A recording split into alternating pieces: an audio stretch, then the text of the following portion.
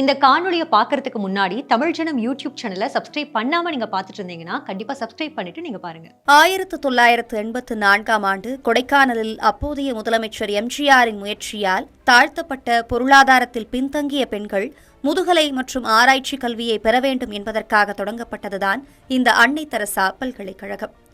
அன்னை தெரசாவின் சேவையை அங்கீகரிக்கும் வகையில் தொடங்கப்பட்ட இப்பல்கலைக்கழகத்தின் கிளை ஆராய்ச்சி விரிவாக்க மையத்தை கடந்த 2016ஆம் ஆண்டு அப்போதைய முதலமைச்சர் ஜெயலலிதா திறந்து வைத்தார்.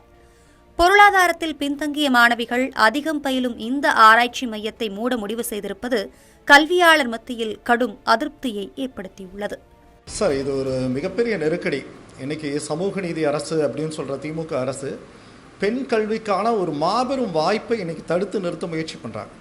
அன்னை தெரசா மகளிர் பல்கலைக்கழகம் என்பது கொடைக்கானலில் புரட்சித் தலைவர் எம்ஜிஆரால் மிகப்பெரிய தொலைநோக்கோடு பெண்களுக்கு உயர்கல்வி கிடைக்கணும், அது பிற்படுத்தப்பட்ட ஏழை தாழ்த்தப்பட்ட மக்களுக்கு உயர்கல்வி கிடைக்கணுங்கிற நோக்கத்தோட 84 புரட்சித் தலைவர் எம்ஜிஆர் கொண்டு வந்த மாபெரும் புரட்சி இந்த கல்லூரி.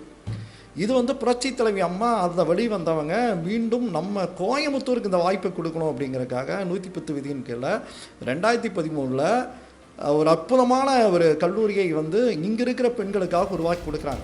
இந்த விரிவாக்க மையத்தை மூடுவதன் மூலம் வருடத்திற்கு 2500 ரூபாய் முதல் 3500 ரூபாய் வரையிலான கட்டணத்தில் முதுகலை பட்டத்தை பெற்று வந்த மாணவிகளின் கல்வித்தரம் கேள்விக்குறியாகியுள்ளது. அதிலும் கல்வி உதவித்தொகையின் கீழ் மலைவாழ் பகுதியைச் சேர்ந்த பொருளாதாரத்தில் பின்தங்கிய மாணவிகளுக்கு உயர்கல்வியை வழங்கி வந்த இந்த ஆராய்ச்சி மையம் மூடப்படுவதற்கு பல்வேறு தரப்பினர் தங்களின் எதிர்ப்பை பதிவு செய்து வருகின்றனர்.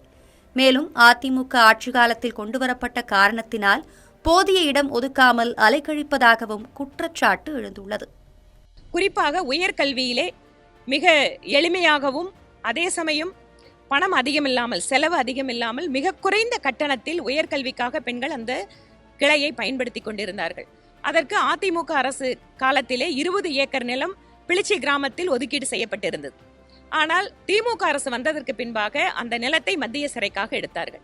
சரி, மத்திய சிறைக்கு இன்னும் பெரிய இடம் வேண்டி இருக்கு, நாமளும் அங்க செம்மொழி பூங்கா கொண்டு வரணும்னு பேசுறோம், நீங்க இடத்தை மாத்துங்க, தவறு இல்லை.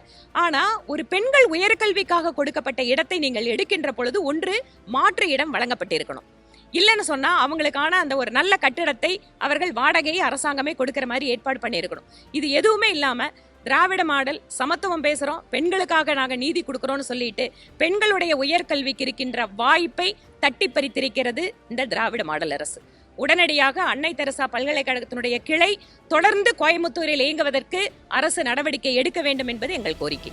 ஆராய்ச்சி மையம் மூடப்படுவதை தடுத்து நிறுத்த பல்வேறு முயற்சிகளை மேற்கொள்ள வேண்டிய பல்கலைக்கழக நிர்வாகமோ இந்த தகவல் வெளியே கசிந்தது எப்படி என்பது குறித்து விசாரணை நடத்தி வருவது கல்வியாளர்கள் மற்றும் மாணவிகள் மத்தியில் பெரும் கொந்தளிப்பை ஏற்படுத்தியுள்ளது. தமிழ்ஜனம் செய்திகளுக்காக ஒளிப்பதிவாளர் நீலமேகத்துடன் கோவை செய்தியாளர் சுரேஷ்குமார். இது மாதிரி பல சுவாரஸ்யமான தகவல்களை பார்க்கணும்னா தமிழ் ஜனம் யூடியூப் சேனலை சப்ஸ்கிரைப் பண்ணுங்க.